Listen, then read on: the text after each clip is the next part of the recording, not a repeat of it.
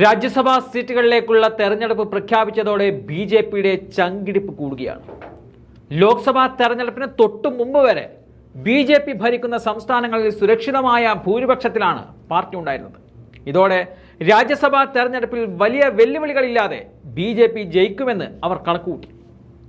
എന്നാൽ തൊട്ടു പിന്നാലെ നടന്ന ലോക്സഭാ തെരഞ്ഞെടുപ്പിൽ വലിയ തിരിച്ചടി ബി.ജെ.പി നേരിട്ടതോടെ രാജ്യസഭാ തെരഞ്ഞെടുപ്പിലും അത് ബാധിക്കുമെന്ന ആശങ്ക അവർക്കുണ്ട്.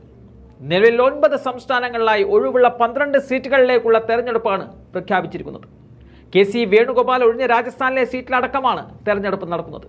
ഈ സീറ്റിൽ ഏറെക്കുറെ ബി.ജെ.പി ജയം ഉറപ്പിച്ചു കഴിഞ്ഞതാണ്. എന്നാൽ ബി.ജെ.പി തിരിച്ചടി പ്രതീക്ഷിക്കുന്ന സംസ്ഥാനങ്ങളിൽ ഒന്ന് മഹാരാഷ്ട്രയാണ്.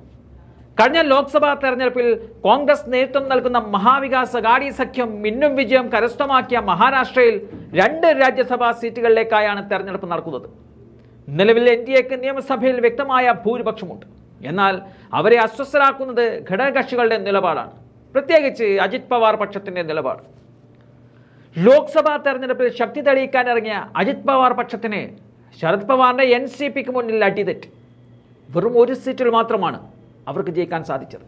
ഇതോടെ ബി.ജെ.പിക്ക് അധിക ബാധ്യതയായി മാറി അജിത് പവാർ പക്ഷം.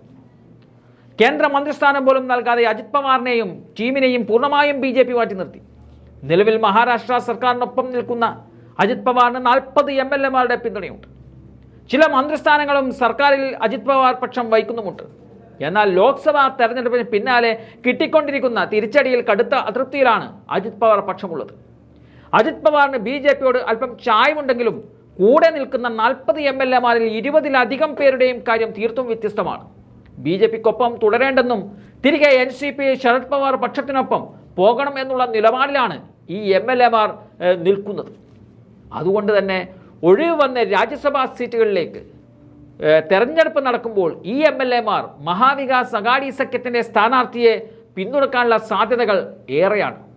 അജിത് പവാറിന്റെ പാർട്ടിയുടെ നിലനിൽപ്പ് തന്നെ രാജ്യസഭാ തെരഞ്ഞെടുപ്പോടുകൂടി വ്യക്തമാകുമെന്നതാണ് പറയുന്നത്. ഇതിനു പുറമെ ലോക്സഭാ തെരഞ്ഞെടുപ്പിൽ 7 എം.പിമാരെ വിജയിപ്പിച്ച ഷിൻഡേക്കും കാര്യമായ പരിഗണന കേന്ദ്രമന്ത്രിസഭാ രൂപീകരണത്തിലും കിട്ടിയില്ല. 38 എം.എൽ.എമാരാണ് ഏകനാഥ് ഷിൻഡേക്കൊപ്പം നിൽക്കുന്നത്. ഈ എം.എൽ.എമാരിൽ 15 പേർ ശിവസേന താക്കറെ പക്ഷത്തിലേക്ക് മാറണമെന്ന് അഭിപ്രായപ്പെടുന്നവരാണ്. ലോക്സഭാ തെരഞ്ഞെടുപ്പിൽ ഉദ്ധവ് താക്കറയുടെ ശിവസേന മികച്ച വിജയം നേടിയതോടെയാണ് എം.എൽ.എമാർക്ക് വീണ്ടും വിചാരമുണ്ടായത്. ആ തിരിച്ചറിവ് രാജ്യസഭാ തെരഞ്ഞെടുപ്പിൽ വോട്ടായി മാറുമെന്ന് മഹാവികാസ് അഘാടി സഖ്യം കണക്ക് കൂട്ടുന്നുണ്ട്. ആകെ കണക്ക് നോക്കുമ്പോൾ എൻ.ഡി.എ പക്ഷത്തു നിന്നും 35 എം.എൽ.എമാർ രാജ്യസഭാ തെരഞ്ഞെടുപ്പിൽ മഹാവികാസ് അഘാടിക്ക് വേണ്ടി വോട്ട് കുത്തുമെന്ന് ഏറെക്കുറെ ഉറപ്പാണ്. ഈ തിരിച്ചറിവ് ബി.ജെ.പി ക്യാമ്പിനെ വലിയ രീതിയിൽ അസ്വസ്ഥമാക്കുന്നുമുണ്ട്.